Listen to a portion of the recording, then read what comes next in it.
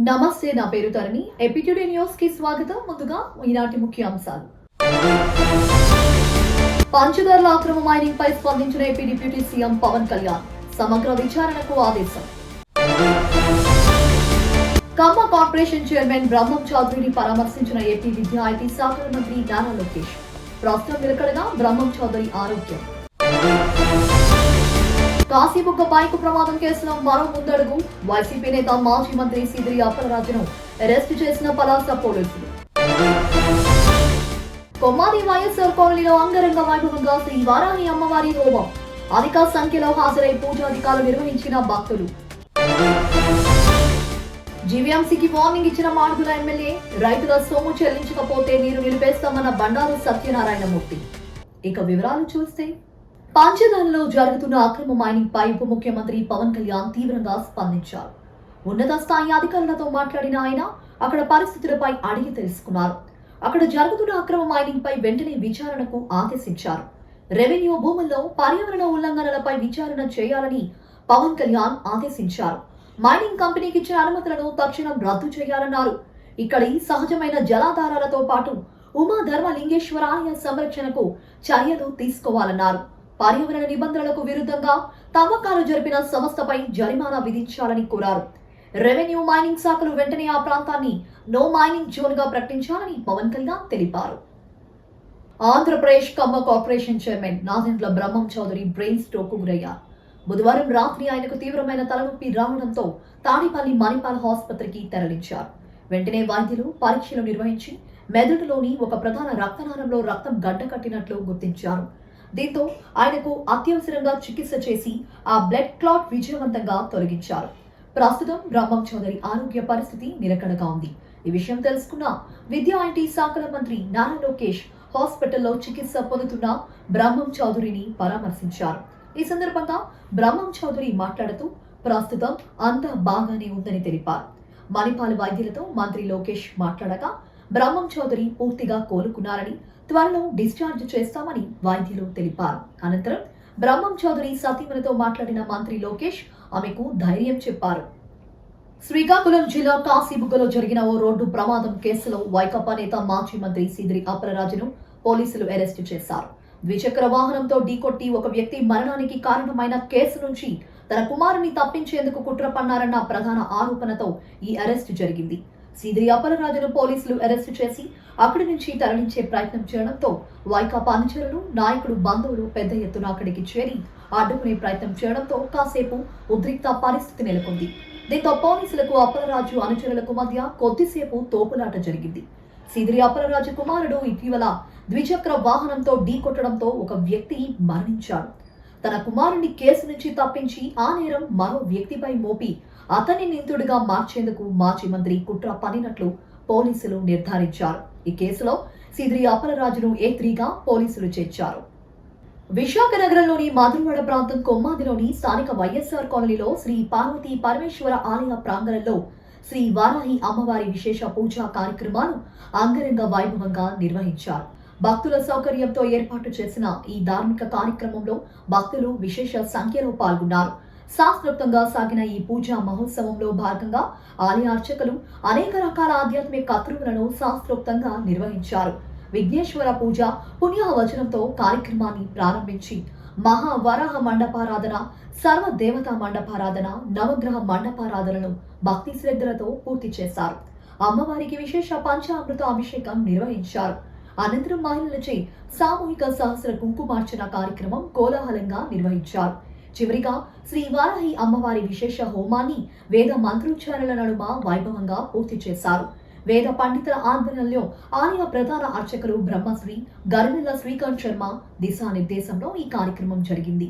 ఋత్వికులు వెంకటేష్ శర్మ, బాలాజీ శర్మ, కార్తిక్ శర్మ తదితరుల సహాయంతో కర్తృవులు విజయవంతంగా జరిగాయి.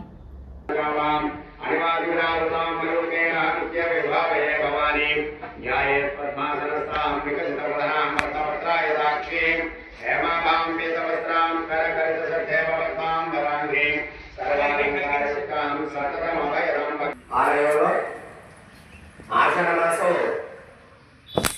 ఈ యొక్క పాఠ్యం నుంచి నవమ వరకు కూడా వారాహి అమ్మవారి నవరాత్రి ఉత్సవాలు చేస్తూ ఉంటారు. అలాగే గుప్త నవరాత్రి ఉత్సవాలు చేస్తూ ఉంటారు. గుప్త నవరాత్రులు అంటే రాత్రిపూట చేసేది, గుప్తంగా చేసేదాన్ని గుప్త నవరాత్రులు అంటాం. మామూలుగా చేసేదాన్ని నవరాత్రి ఉత్సవాలు అంటాం. మహాగణాధిపతయే నమః. ఓం ప్రణో దేవీ సరస్వతి వాదేవిర్వాదనేవదే ధీరామగత్రయవతో శ్రేణః సరస్వతే. ఓం బ్రహ్మణే నమః. మధ్య దేవాలయం సమర్పయామి. అమృతోత్సవనమసి పుత్రమమ రక్షయామి. ముఖవాసనార్థం తాంబూలం. తమిళనాడు ముఖ్యమంత్రి నటుడు విజయ్ తన సినీ ప్రస్థానానికి ముగింపు పలుకుతూ నటించిన చివరి చిత్రం జననాయకన్ ఈరోజు విడుదలైంది. ఈ సినిమా టైటిల్ కార్డ్ లో దళపతి విజయ్ కి బదులుగా సీఎం విజయ్ ని ప్రదర్శించడం ప్రస్తుతం సినీ రాజకీయ వర్గాల్లో ఆసక్తిని రేకెత్తిస్తోంది. విజయ్ రాజకీయ రంగ ప్రవేశం నేపథ్యంలో ఈ మార్పు చేసినట్లు కథనాలు వినిపిస్తున్నాయి. కర్ణాటకలో ఇప్పటికే అడ్వాన్స్ బుకింగ్స్ ప్రారంభం కాగా అక్కడ ఉదయం 6 గంటలకు షోలు ప్రారంభించారు. తమిళనాడు సరిహద్దు ప్రాంతాలైన హౌసూర్, కృష్ణగిరి నుంచి అభిమానులు పెద్ద సంఖ్యలో కర్ణాటక తరలి వెళ్తున్నారు. ఈ చిత్రాన్ని ప్రపంచ వ్యాప్తంగా 30కి పైగా దేశాల్లో సుమారు 7,000 నుంచి 8,000 స్క్రీన్లలో విడుదల చేసినట్లు సమాచారం. 3 గంటల 3 నిమిషాల 52 సెకండ్ల నిడివి ఉన్న ఈ సినిమా బాక్స్ ఆఫీస్ రికార్డును బద్దలు కొడుతుందని అభిమానులు ఆశాభావం వ్యక్తం చేస్తున్నారు. ఇంగ్లాండ్ పర్యటన చేదు జ్ఞాపకాలను మర్చిపోయి భారత క్రికెట్ జట్టు జింబాబ్వేతో తొలి T20 మ్యాచ్ ఆడేందుకు సిద్ధమైంది. ఈ రోజు జింబాబ్వేలోని హరోరా స్పోర్ట్స్ క్లబ్ వేదికగా ఈ మ్యాచ్ జరగనుంది. శ్రేయస్ అయ్యర్ నాయకత్వంలో యువ క్రీడాకారులతో బరిలోకి దిగుతున్న టీమిండియా ఈ మ్యాచ్ లో గెలిచి 3 మ్యాచ్ల సిరీస్ లో శుభారంభం చేయాలని పట్టుదలతో ఉంది. ఈ మ్యాచ్ లో భారత్ బ్యాటింగ్ విభాగం బలంగా కనిపిస్తుంది. ముఖ్యంగా సారథిగా శ్రేయస్ అయ్యర్, ఓపెనర్ గా వైభవ్ సూర్యవంశీ ఎలాంటి ఆట ఆడతారో అన్నది ఆసక్తికరంగా మారింది. ఈ సిరీస్ లో సంజు శాంసన్ లేకపోవడంతో వైభవ్ అన్ని మ్యాచ్లు ఆడే అవకాశం ఉంది. బౌలింగ్ విభాగంలో కూడా భారత్ బాగానే ఉంది. ఈ సిరీస్ ద్వారా కొత్త ఆటగాళ్లు టీమిండియా తరపున మొదటిసారి తమ ప్రదర్శన చేయనున్నారు. మరోవైపు సొంత గడ్డపై ఆడుతున్న జింబాబ్వే జట్టును తక్కువ అంచనా వేయడానికి వీల్లేదు. హరోరాలో ఆధిపత్యం చెలాయించి భారత్కు గట్టి పోటీ ఇవ్వాలని జింబాబ్వే భావిస్తోంది. భారత కాలమానం ప్రకారం సాయంత్రం 4:30 ఈ మ్యాచ్ ప్రారంభం కానుంది. విశాఖ నగర పాలక సంస్థకు అనకాపల్లి జిల్లా మాడుగుల ఎమ్మెల్యే బండారు సత్యనారాయణమూర్తి వార్నింగ్ ఇచ్చారు. రాయవాడ రైతులకు చెల్లించాల్సిన 169 కోట్ల నిధులను 15 రోజుల్లోగా విడుదల చేయకపోతే విశాఖకు రాయవాడ ప్రాజెక్టు నుండి మంచినీటిని ఆపేస్తామని ఆయన హెచ్చరించారు.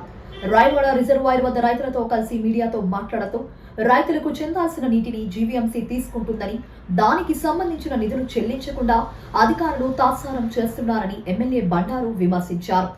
ఎన్నిసార్లు అడుగుతున్నా జీవీఎంసీ అధికారుల్లో చలనం లేదని మండిపడ్డారు. రైతులను ఇబ్బంది పెడితే సహించబోమని ఆయన హెచ్చరించారు. జీవీఎంసీ వాళ్ళు 169 కోట్ల దగ్గర మనకి ఇవ్వాల్సి ఉంది. గత సంవత్సరం కాకనే కాదంటే 1 కోటి రూపాయలు ఇవ్వడం జరిగింది. ఆ వేళ 2 కోట్లు ఇస్తామన్నారు, మొత్తం 5 కోట్లకి ఇస్తామని చెప్పారు. నేను జీవీఎంసీ అధికారులని కమిషనర్ రాశారు, అధికారులు తాత్పర్యం చేస్తున్నారు. తక్షణమే మీరు వారం 10 రోజుల లోపున కలెక్టర్ గారు ఇచ్చిన ఆదేశానుసారం మీరు జీవీఎంసీ వాళ్ళు మా డబ్బులు మాకు చెల్లించండి. కాలువలు ఆధునీకరిస్తే ఇంకా నీరు ఎక్కువ మీకు ఇవ్వడం అవుతుంది, మా రైతులకు ఉపయోగపడుతుంది. తక్షణమే ఆ కార్యక్రమం చేయాలని కోరుతాను. ఒక కాలం మీరు కానీ ఈ 10-15 రోజుల్లో స్పందించకపోతే మరి నేను ఏదైతే డిఆర్సీలో చెప్పానో ఆ మాట మీద నిలబడి ఉంటానో. ఒక్క చొక్క కూడా మీకు విశాఖపట్నానికి నీరు వచ్చే పరిస్థితి ఇవ్వను. మా కమిటీ వాళ్ళు ఒప్పుకోరు అని చెప్పి దయించి ఆ రకమైన పరిణామాలు తీసుకొని రాకుండా, ఆ రకమైన పరిస్థితులు రాకుండా తక్షణమే మాకు కమిషన్ ఇచ్చిన హామీ మేరకు ఆ డబ్బులు మాకు 2 వారం రోజుల లోపునే విడుదల చేయవలసిందిగా నేను జీఎంసీ అధికారులు కోరుతున్నాను. లేని పక్షంలో మరి మా చర్యకి మేము ఉపక్రమిస్తే అది అనర్థాలకు దారితీస్తుంది. ఆ రకంగా అనర్థాలకు దారి తీయకుండా కాపాడుకోవాల్సిన బాధ్యత జీఎంసీ అధికారులకు ఉందని.